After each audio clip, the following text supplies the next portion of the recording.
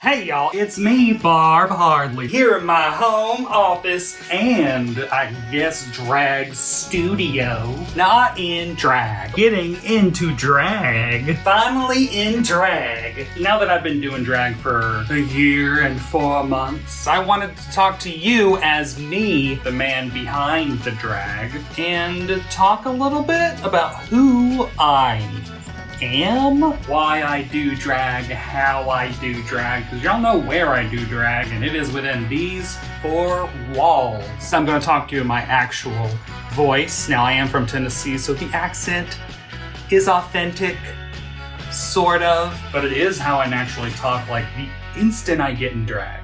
It just came out of me. I'm still shocked that I am a drag queen. I mean, it makes me smile every time I say it, you know? If you go back in time and told Little, thought he was straight boy me, one day you're gonna be a gorgeous drag queen. He would probably ask what's a drag queen, because Tennessee. I've always been into clothes and fashion and, doing photo shoots when my parents would go out for the night. No idea where they would go without me. Like they had lives? I don't know. When they would go do things, it would be time to okay, I'm putting on the 3-piece suit that I bought at Goodwill, the fedora I bought at JCPenney's, and then I am going to live my Bob Newhart fantasy. And also lip sync Red Hot Chili Peppers. Everclear, Oasis. So again, I was doing a weird version of drag. Growing up, my gay icons were not Liza Minnelli or Judy Garland or Britney Spears or anyone like that, because I thought I was straight until I was 21. My gay icons are a lot more coded. Gonzo, Paul Lynde, Charles Nelson Riley, Tony Slattery, Cobra Commander, Professor Hinkle from Frosty the Snowman. I did not know I was gay in high school. I actively denied it, but I mean, even saying denying it is too strong because I didn't even know there was a thing to deny. I was fully a self-loathing homosexual until I was 30. When I was coming up doing improv comedy in New York City in the aughts, it was not gay. It was very, very straight. And I had a lot of internalized homophobia to work through, so I did not go to queer spaces ever. The first time that I saw Drag Race, I think the first 3 seasons were on Netflix, and I tried to watch season 2. It might have been season 3, actually, because I feel like I remember Shangela popping out of the box and being like, what is this gay nonsense? But I could not watch. I was too homophobic. So it wasn't until it was on Hulu when I'm already engaged to my now husband. We binged seasons 4, started with 4. Season 9 was the first one that we watched, starting at the beginning, which is partly why season 9 is my favorite season of all time. But also season 9 is just a perfect season, and I can argue with anyone about that. But that also coincided with me getting my job as a TV critic after years as a comic book journalist. So I'm a TV critic, journalist, reporter by trade, and I've interviewed hundreds of drag queens at this point. Anytime I would interview drag queens, I would always make sure to wear a suit and all my jewelry and all of my dated gay male accessories. If they're getting up early and getting into drag to come talk to me, I have to wear more than a button-down shirt and jeans.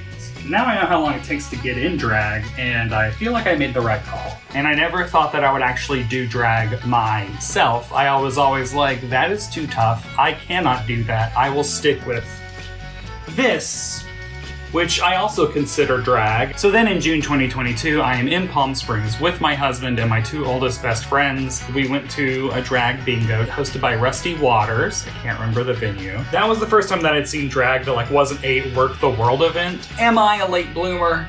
Absolutely. Seeing drag up close that night made me realize how fun it looks, and also not easy, but akin to what I had done in the past as a sketch performer and improv comedian. I mean, I don't know why I didn't think I could do it.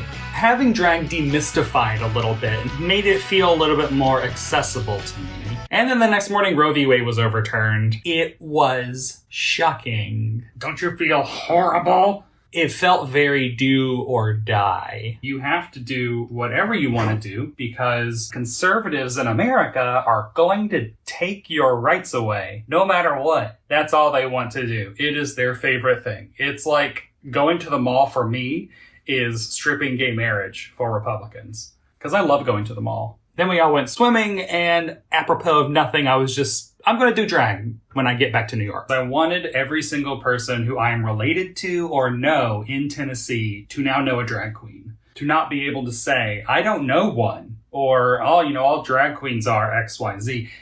Now, you know one. I'm a drag queen. So am I all of those horrible things that you think? So the rest of the time we were in Palm Springs, I was DMing with Minnie Pearl Necklace out of Chicago now, who I consider my direct message drag mother. I actually went to high school with Minnie, and we were both very closeted little boys. We were both in marching band, played bass drum, very, very masculine. But we also were very fixated with the flag girls, the color guard. And Minnie actually followed through and joined color guard, and I did not. But now we're both drag queens, so, who could have seen it coming? But I was DMing Minnie like, what corset do I need to buy? What tutorials should I watch? How do I book shows? How do I get to shows? Like, just all sorts of stuff. And Minnie was so gracious. I ordered everything on Amazon. It was there waiting for me when I got home, and I got into drag for the first time, and my life changed. And I felt free, and I felt liberated, and I felt empowered, and I felt beautiful, even though I definitely was not. RuPaul always says that drag doesn't hide who you are or reveals who you are. I never knew until I got in drag and was like, well, now since I'm, a gorgeous woman, I need to walk feminine, hold myself feminine.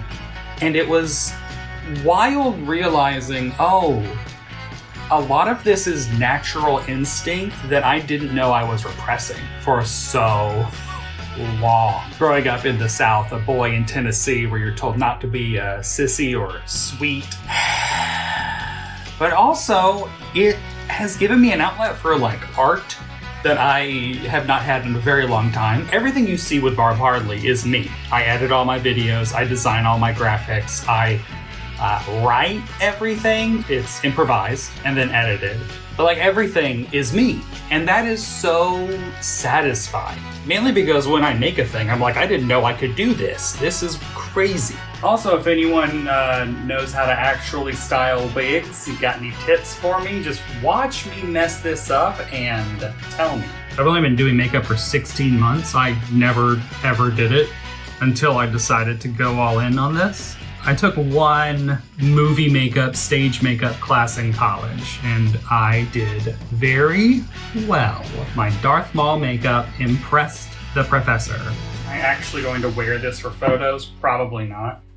That's just a little something about the man behind the woman. Now let's talk about the woman herself, Barb Hardly. My original idea for Barb Hardly, and it's still mostly true, is that she's like the sitcom best friend, the nosy neighbor, the receptionist, etc. Because clearly I am also a sitcom queen in addition to being a comic book queen. What I'm trying to do with Barb is indulge myself. I'm trying to not cut off anything from what my drag could be. But as time has gone on, I found myself drawn to wearing this. I've discovered that I love gowns and jewels and looking like a 1960s socialite. I mean, this is 100% an outfit I never thought that I would be wearing as a drag queen, yet here we are. I feel great, I look gorgeous, and this is my drag. But also I talk about comic books, and also I talk about old television. I'm gonna do whatever I want to in this.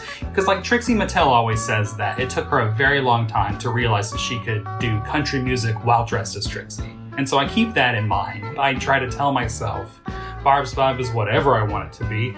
I own the copyright. So of course Barb is still a sitcom queen, but I guess maybe she's more like the actress who plays the sitcom character. Or maybe she's the actress who played a sitcom character, but now she's married a rich man who just takes care of her and buys her sparkly bodysuits. No, this is the sitcom girl, but it's before she landed her guest starring role that eventually led to a supporting role. This is back when she was a dancer on The Dean Martin Show. That's what this is.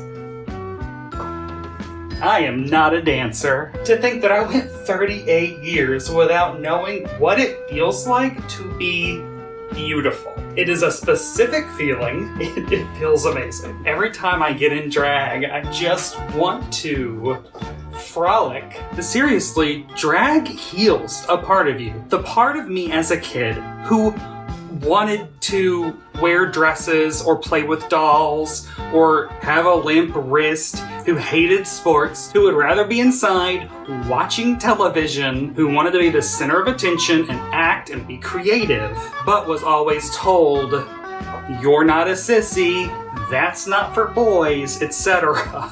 Drag is for that kid. Becoming a drag queen is one of the best things that has ever happened to me. It has given me a purpose.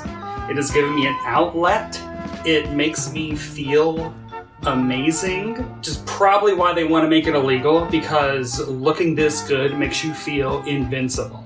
That's where Barb Hardly came from. That is what it does for me. I hope that it does something for other people too.